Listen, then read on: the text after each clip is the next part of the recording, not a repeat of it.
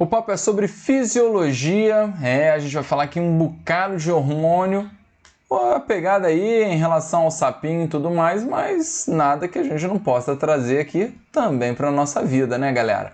Então a gente vai falar aí de colesterol, a gente vai falar aí de outros hormônios, ok? Pra gente ampliar, uma questão que poderia ser feita aí muito rapidamente, mas que, cara, né, vale muito a pena a gente ampliar para revisar ao máximo esse conteúdo, beleza? Então vamos com tudo, segue a vinheta.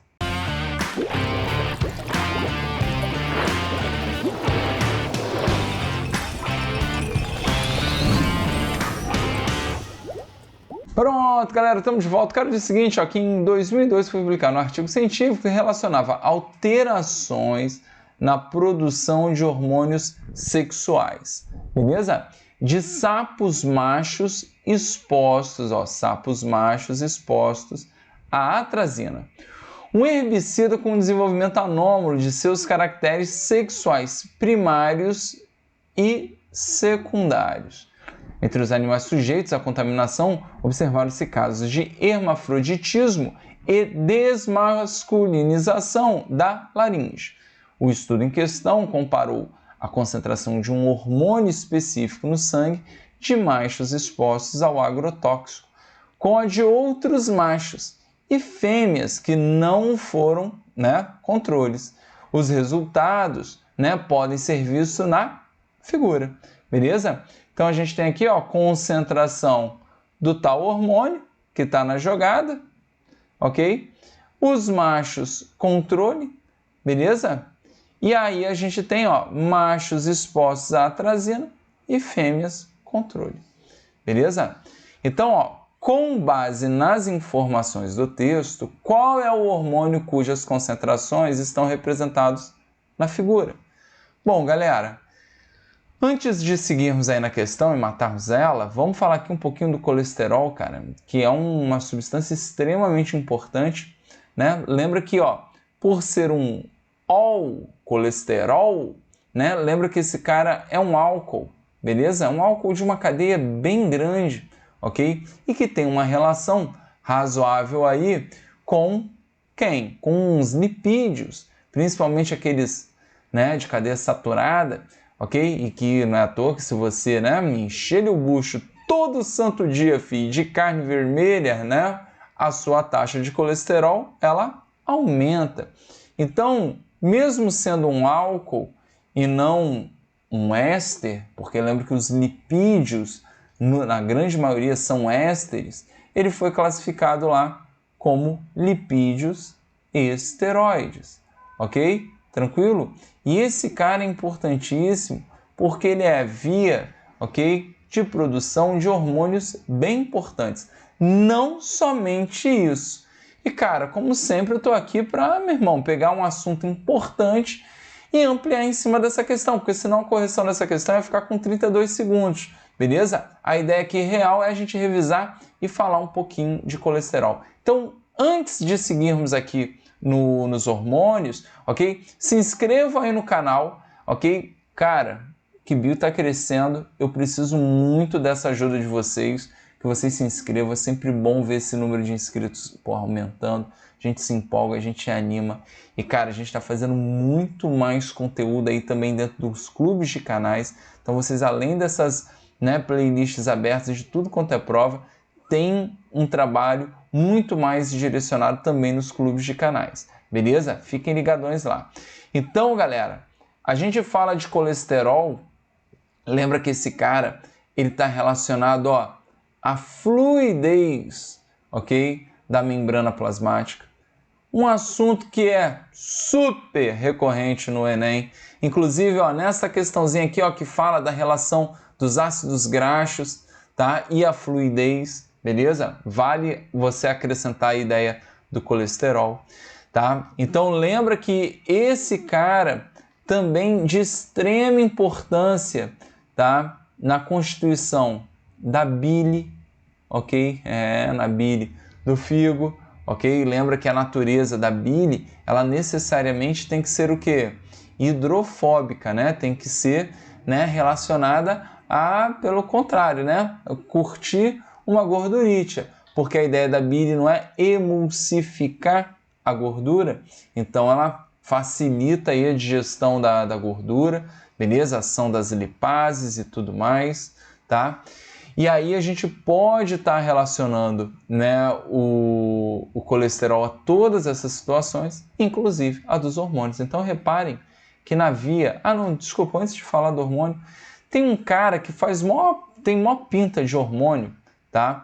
Mas não é hormônio, é considerado uma vitamina, que é a vitamina D, ok? Por que é polêmico isso aí, Vitão, de ser vitamina ou hormônio? Porque na verdade a gente produz, né, parte da vitamina D, ok? Outra parte tem que vir aonde? Na alimentação. E lembra que a gente tem muita relação da vitamina D com a luz ultravioleta emitida pelo Sol, que chega aqui no nosso planeta, e por isso a importância de você pegar aí, ó, diariamente um cadinho de sol para ativar, né, a vitamina D, ok? Lembrando que ela atua lá na absorção de cálcio no intestino. Show? Então, muito importante, né, o calciferol aí, que é o nome que a gente dá à vitamina D. Beleza? Talvez aqui estejam as 3 funções mais importantes, além da constituição dos hormônios. Então, repare que nesta viazinha aqui, ó, a gente tem a produção da progesterona, ok? E a gente segue, ó, na testosterona e no estradiol, conhecidos, né, também como estrogênio, beleza? E tem outros 2 carinhas aqui que vale a pena a gente relacionar, ó, que são o cortisol e a aldosterona, né?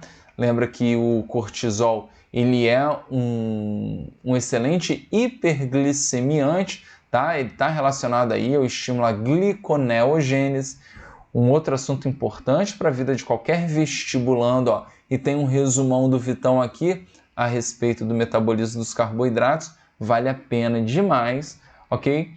E a gente tem, ó, a aldosterona, que está relacionado, né, a uma maior absorção de sódio, né, no caso a maior reabsorção de sódio lá nos néfrons, ok? Então tem uma relação importante, inclusive, com a pressão, né, sanguínea, beleza? Tranquilo? E aí, esses caras aqui, lembrem que eles são produzidos, ó, para a gente ampliar aqui um pouquinho, lembra que existe uma glândula aqui em cima dos rins, ó. Se é em cima dos rins, por que não chamá-las de suprarrenais, ok? E quando você pega o córtex da suprarrenal, ok? É lá, de fato, onde produzimos tanto o cortisol quanto a aldosterona, beleza? E aí, gente, você tem aqui, ó, né, a progesterona e o estrogênio relacionados, né, às mulheres principalmente, beleza? Né? Níveis maiores encontrados nas mulheres e a testosterona encontradas em níveis maiores nos machos, beleza? Tranquilo? Então, qual é a ideia, galera? Vale a pena, aí ó, fica uma dica para quem for fazer vestibulares mais específicos, porque a gente está falando aqui de hormônios, né? Hormônios famosíssimos, né? Progesterona, né? A testosterona, o estrogênio, beleza? O próprio cortisol, né? Aqui a aldosterona, bonitona. E aí, galera, então a gente está relacionando aí a natureza, né, lipídica desses caras, já que estão relacionados ao colesterol. Mas lembre que também tem alguns hormônios de natureza proteica muito importante. E aí eu falaria principalmente aí, ó, da insulina, do glucagon, tá? Esses caras são muito famosos e vem nessa pegada aí, o cara brinca com síntese de proteína, fala de uma mutação, papapá, ppp, um classicão.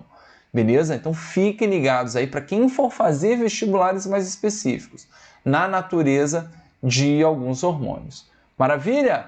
Agora, galera, seguindo o fluxo, vamos lá, cara. A questão é bem tranquila. Se ele está falando de um hormônio que atua, né, em relação aqui aos caracteres sexuais primários e secundários, ok? Dos machos, ok? Dos machos controle, ó, que tem níveis altos, os machos expostos a trazer níveis baixos, porque ele falou das alterações na produção desses hormônios que são sexuais, ok? E aqui ele tem a fêmea controle, ou seja, a fêmea controle sem intervenção da atrazina, cara, ela naturalmente já produz pouco esse hormônio, beleza? Então, ó, com base na informação do texto, qual é o hormônio cujas concentrações estão representadas na figura? A, estrogênio. Estrogênio seria um hormônio que, né, feminino. O feromônio, também muito caracterizado pela liberação, né, dos insetos, né, principalmente das fêmeas, ok? Para atrair os machos, ok? Aí a gente teria aqui, ó, testosterona, que é de fato, né, o hormônio em que os indivíduos do sexo masculino produzem maior concentração.